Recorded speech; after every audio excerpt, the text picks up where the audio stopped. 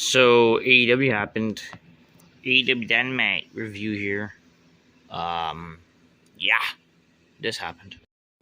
The show started with Mass Caster, talking about how he's the greatest wrestler alive, and he's issuing an open challenge or whatever.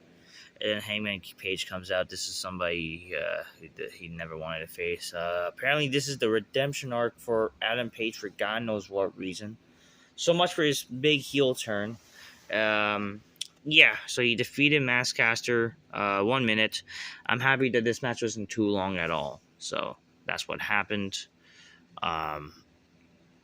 Yeah. Then second match, the Death Riders defeated the Undisputed Kingdom or whatever. To retain the trios title. Oh, I don't know, Undisputed Pinnacle. I don't fucking care. The stupid Undisputed faggots, okay? But then they got attacked after the match. But then, what's his name? Daniel Garcia and whatever the people who look like the Young Bucks or something. They came out to save the Undisputed faggots. So. We see Mariah May. Is that Mariah? No, sorry, not Mariah May. Freaking Marina Shafir. I mean, she's kind of hot too. This Marina Shafir chick. She's finding the big black couch along with Mariah May. She's walking with John Moxley, but Edge. Oh, sorry, Big Cope. And Switchblade Jay White. I don't know where Moxley was. I don't know. All I know is that they basically took Marina Shafir, took her to the closet, and locked her there and stole the briefcase. Which, okay, fine, you know. Swerve wants another shot with Ricochet, but then Prince Nana tells Swerve he needs to focus on Moxley and regaining the World Championship. This is shown after Ricochet cuts a gay promo where like, oh, I'm the king or prince or whatever. MJF cuts a promo and talking about how he's gonna basically beat the hometown boy or whatever. But then Hangman gets involved. I was like, do we have a problem? It seems like, you have a crush on me, and I gotta tell you smell good. And I gotta tell you gotta get lost. And then MJ says, like, he doesn't know Jack Dan come with cologne. And Hangman says, it's been 5 years, and MJ gotta do better. Then MJ said, okay, whatever Hangman is doing, acting like a bad guy is bullshit. He doesn't got the stomach for his life. He lost friends and sanity for what? Because of his he wants a pity apology from Swerve. He wants a up in front.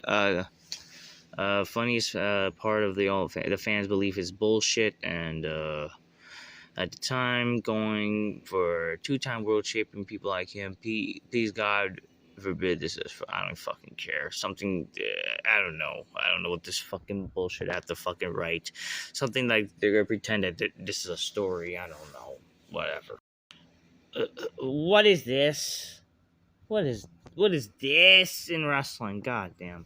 So apparently they're called the OPs. How the fuck are they the OPs? The OP is like for a term where you see guys like Brock Lesnar, Goldberg, and Here Comes the Pain, where they're unstoppable. How are they the OP? This is an OP. I don't fucking know. I don't fucking know. They defeated some jobbers, and then Joe proposed a challenge for the patriarchy or whatever. Jericho has TV time. Hi guys, we want a wanted Bandito or whatever. And then Chris Jericho comes out, and then Bandito shows up. Who the fuck is Bandito? What are they doing? What kind of shit is this? This is all for some gay ROH shit. This was a ruse. They attacked Bandito when Bandito wasn't knowing.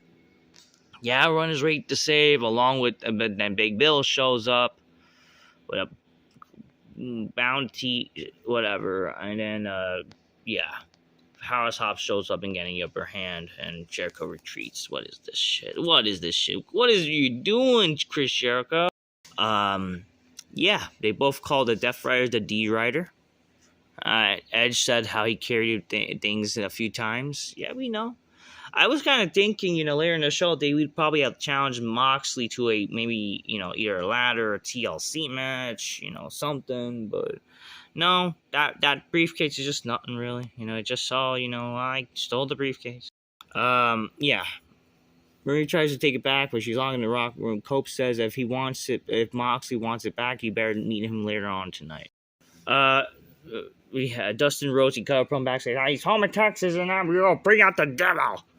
The devil in me will come out, and MJF defeats Dustin Rhodes. The match was actually not bad. You know, it was not a bad match. I saw this match. It's not bad. You know, MJF mocked Cody Rhodes, and Dustin eventually did the crossroads to him. Eventually, Dustin got caught up with his age and all that. He had to tap out with a crossface. Oh yeah, he did pull off a little Goldust energy doing the Shattered Dreams and, you know, the kick in the crotch, all that kind of stuff.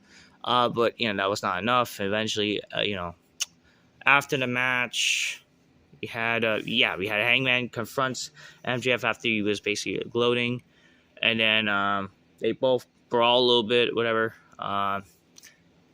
They brawled, got separated, brought back. MJF mocked Hangman. Now he's a coward, and he came back out, and they brawled, and they brawled.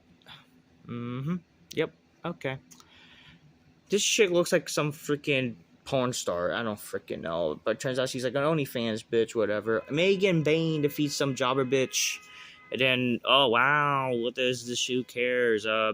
Chris Sandler defeats Penelope Ford. Like, what's with AEW fucking, they have all these hot chicks and they're having them lose. I'm not saying that Penelope, this chick is not ugly, but I mean, she's ugly, but she's not ugly at all. It's just like, who the fuck, why is Penelope Ford's, why is Anna Jay freaking like not being pushed and whatever.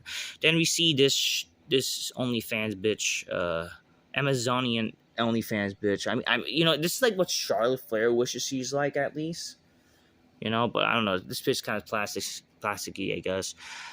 Defeated, I don't know, she attacks Chris Statlander for God knows what reason.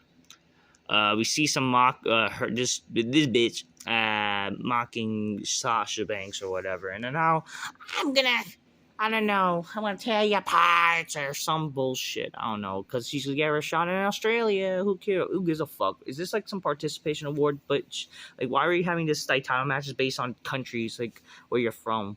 What the fuck is this shit? This should be about stories. So this is announced. Wow, whoop-de-doo. So much for this. I thought this was supposed to be built up for like the next pay-per-view or whatever. So the Hurt Syndicate, they defeated the Guns to retain the tag titles. So much for the Guns, their big return. And they just have a match next week and they're already fucking lost. Like, what the fuck is this shit? Even though I listen, I'm not saying that the Hurt Syndicate should not win. I'm actually happy that they're still champions. But like, wow. So much for bringing back a tag team. Like, you're trying to make it seem like it's big time and it's a joke. A fucking joke. And then we see for some reason Lance Archer, like, and some other jobber. Well, no, not Archer. Oh yeah, Lance Archer and Brian Cage. Sorry, I forgot. They came out and they're clapping. Like, why?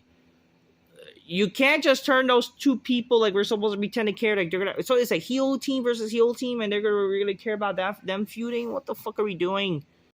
Oh yeah, there's no picture, but Mariah May, like, she's talking about how, you know, I thought this was all over in August. But, you know, but I have no problem ending in Australia, but it'll be a Marcy killing or something.